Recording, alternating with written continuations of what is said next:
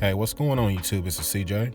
I want to welcome you guys to episode 5 of my brand new 120 gallon Reef system. Now in this vid, I'm going to give you guys a brief overview of all of the equipment I plan on running, and we're also finally going to do a leak test, power outage test, and clog drain test on this tank. So this one step closer to finally getting to the fun stuff, aquascaping, cycling, and adding life to the tank, finally adding life to the tank, right? So let's get to it. Now, before I can ever think about adding water to this tank, I had to remember it's rimless, and rimless tanks always need some kind of cushion underneath to prevent any, pressure points or any points of failure for the system later down the road. Now, unfortunately, I accidentally destroyed that styrofoam mat that came with the tank. So, I picked up a 1/4 inch thick yoga mat and decided to just cut it to size, and it turned out actually pretty good, I can't lie to you. I decided to go black because the glass is see-through on the bottom, and that original blue yoga mat that I had for it just wouldn't have looked right. So overall, definitely happy with how it looked, and I definitely feel like it's gonna get the job done for me. Now the last thing I had to add back was a center brace for the stand. Originally, I removed this so I can remove the sump and do all of that work I've been doing the last few weeks on the tank, but I believe it does contain some kind of load bearing or some kind of structural support, so I had to make sure I added it back. Now when it came time to fill the tank, I gotta admit to you guys, I was extremely nervous because I knew, with all the plumbing I did and all of the unions, true union ball valves, elbows, every single union had a potential point of failure on both sides.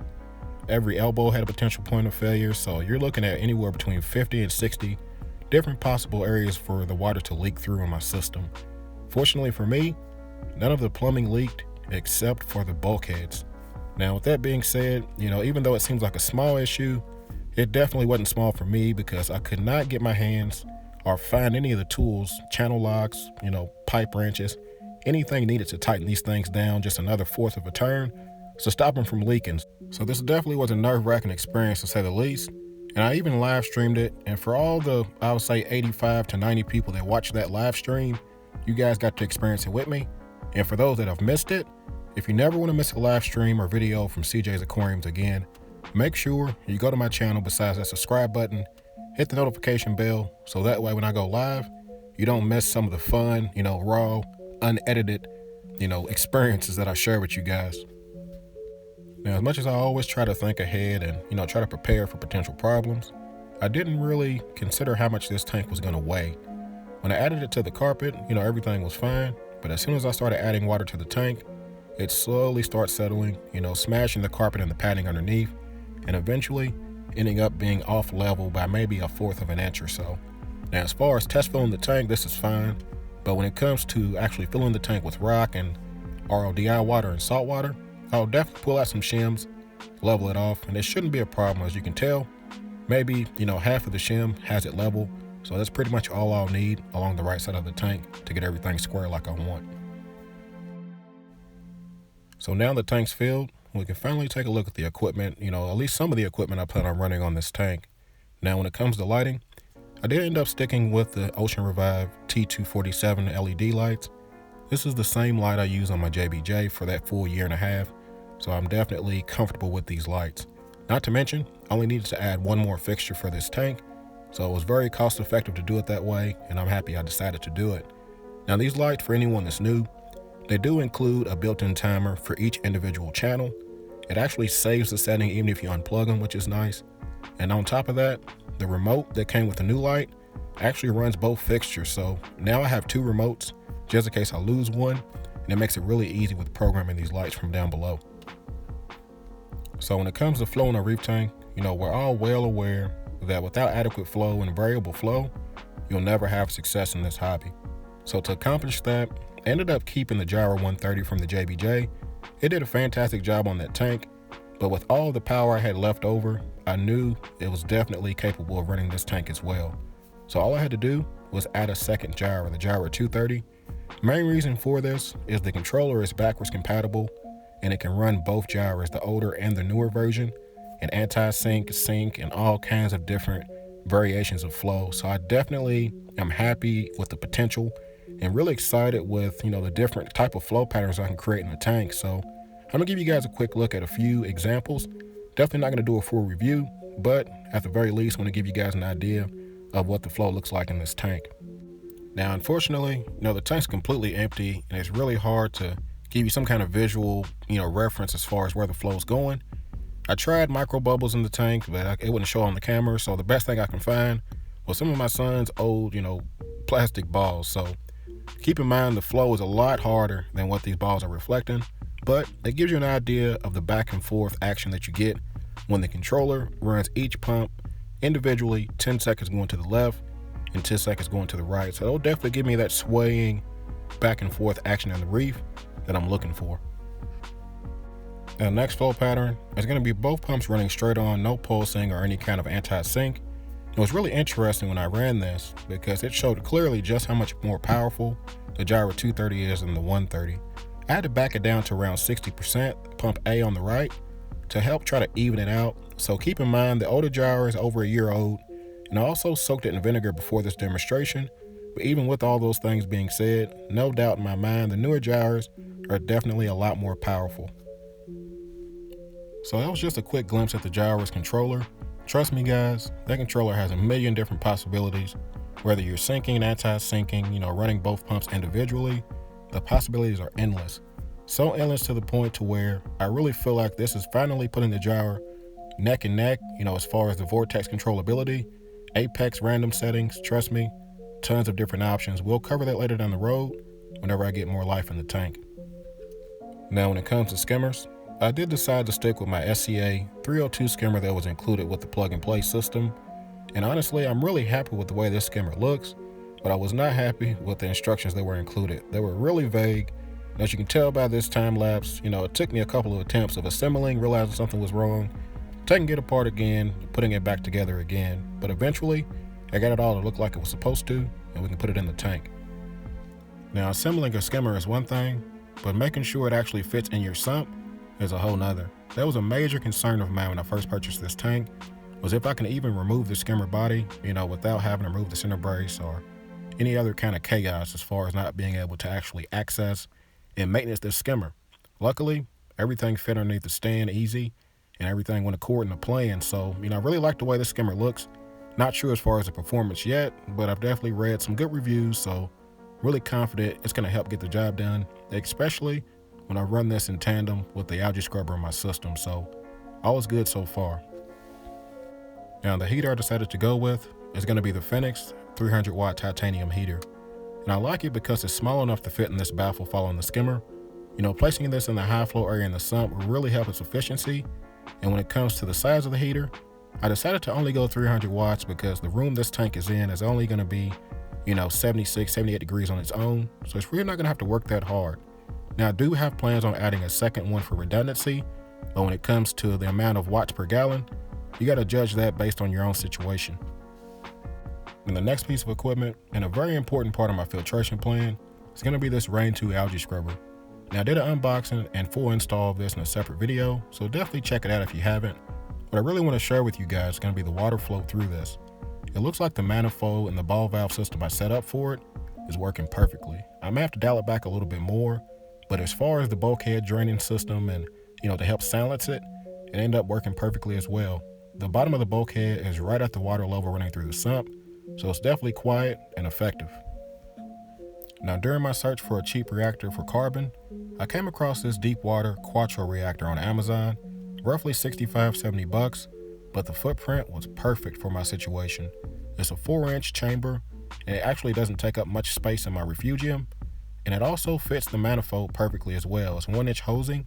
The only thing I have to do, is make sure I dial it in right. As you can tell, definitely a huge water flow going through it unless I dial it back.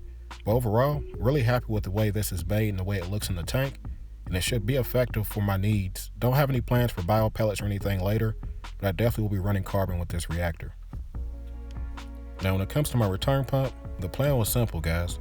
I wanted something cheap but effective. I needed something with enough power to run the whole manifold, the scrubber, the reactor, handle all the 90-degree bends, and whatever back pressure I was going to need to power the whole system. So what better option than the Jabo DCT 12,000 pump? Now to say I underestimated the power of this pump would be an understatement, guys. With the manifold completely closed, even on one notch, it was creating a jet stream out of my return nozzles. And after opening the manifold, turning it up to around 4 notches, still the same thing. As you guys remember, the flow that was going through that reactor was still only on 4 notches, so to say I have power to spare would be an understatement. I'm really happy because running this pump on less power also makes it run a lot quieter and a lot cooler. Last but not least, for my auto top off, I decided to stick with the same JBJ that I've been using for the last 3 or 4 years in the hobby. Tried and true, has never failed me. A simple float switch kicks on the pump and keeps everything where I need it to be. So with all the equipment being covered, now it's time to finally put this tank to the test. First thing we're going to do is kill all the power to everything in the tank to see what happens. Now, a few years ago, when I had my 37-gallon cube and that itty-bitty 5.5-gallon sump, this test was really important. It was really nerve-wracking. But honestly, on this 120-gallon tank and this 53-gallon sump, I really had zero concerns. I knew for a fact, due to math and all my calculations, that I had pretty much no chance of this thing overflowing. I just wanted to share with you guys, what happens and just show you just how much water did not enter this sump.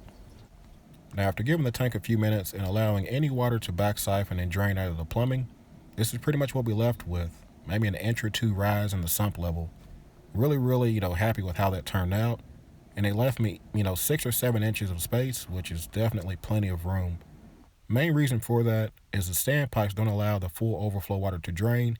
Even if this did drain or leak, it would only add another gallon or two to the sump, so no concerns. And I also make sure that the return lines were not more than an inch or so deep into the water, which also helps prevent any extra back siphoning. But in the event they were, as you guys can tell, I still got about, 10 to 15 gallons left in the sump available to give me a little wiggle room and a little, a cushion. So keep in mind, the water only drains to the bottom of the overflow teeth. That's pretty much what happened in this case. So now the first test is complete. Let me give you guys some actual sounds of when the tank starts up. Sounds like a mini fish room, and it's pretty cool.